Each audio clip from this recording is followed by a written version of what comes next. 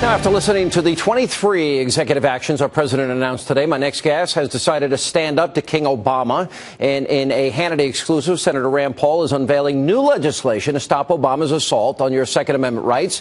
He is here to explain it all himself. Kentucky Senator Rand Paul. Senator, you did say that we don't have an imperial president. You did say that he doesn't have the right to do this. How can you stop it? You know, our founding fathers were very concerned about having a separation of powers. They didn't want to let the president become a king. And so they wanted to say that Congress was the one to legislate, not the president. So we have a bill that we're going to introduce early next week. And in this bill, we will nullify anything the president does that smacks of legislation. And there are several of the executive orders that appear as if he's writing new law. That cannot happen. We struck down once. The court struck Clinton down for trying this. And I'm afraid that President Obama may have this king complex sort of developing, and we're going to make sure that it doesn't happen. But it's not the first time that he's done this. And there have been I mentioned this earlier in the program. He didn't seek congressional authority when he used military strikes on Libya, recess appointments. The Senate wasn't in recess. He couldn't get the DREAM Act passed, so an executive order to allow illegal immigrants to stay in the country. Obamacare, obviously, he used the reconciliation process. They wouldn't defend the Defense of Marriage Act. They weakened welfare work requirements and the contraceptive mandate. He's doing all of this now without congressional approval. So is it unconstitutional in your view? Yes, and I think there's a history of this arrogance, you know, because with regard to environmental extremism, cap and trade, he couldn't get cap and trade through Congress, and now he's trying to do it through regulatory fiat. So, yeah, there's a lot of precedent for this, but it's been a long battle that we've been losing gradually, and even Republican presidents have also usurped their executive privilege to exert more authority than the Constitution gave them. But, you know, our founders looked to Montesquieu, and Montesquieu wrote that there can be no liberty when you combine the executive and legislative powers. You have separation of powers, so the powers check and balance each other. And I'm very concerned about this president. FDR had a little bit of this king complex also. We had to limit FDR finally because he served so many terms that I think he would have ruled in perpetuity. I'm very concerned about this president garnering so much power and arrogance that he thinks he can do whatever he wants. Will any Democrats in the Senate support you? Obviously, you guys are in the minority.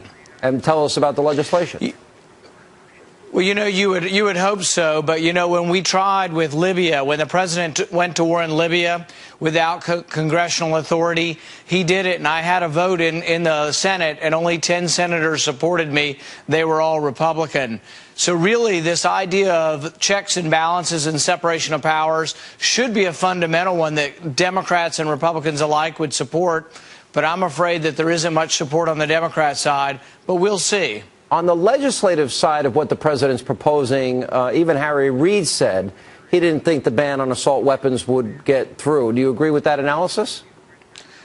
I think so. I think there are a few Democrats that will worry about going home to West Virginia or other states like that and voting for a ban on guns. So I think there is a good chance we can stop his legislative action.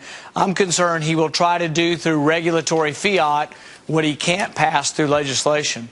Let me ask you, I'll put up on the screen, and this infuriates me because no matter what issue seems to get up, there's somebody in Washington, House or Senate, that continues to play the race card. In this case, it's Representative Hank Johnson, where he says the NRA opposes Barack Obama's new gun laws and executive powers. He says, first of all, he's black, and as a black person being the president of the United States, well, that's something they still cannot get over.